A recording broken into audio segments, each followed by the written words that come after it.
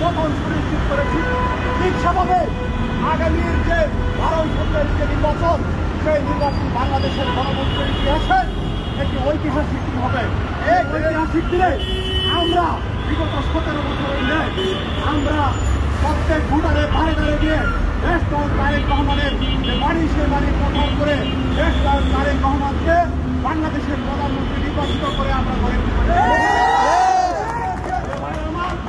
আপনারা সবাই আগামী 25শে ডিসেম্বর দেশ নায়ক তারেক রহমানকে বরণ করার জন্য এবং সেই দিনটিকে ঐতিহাসিকভাবে তাৎপর্যপূর্ণ করার জন্য আপনারা সবাই সম্মিলিত প্রস্তুতি গ্রহণ করুন।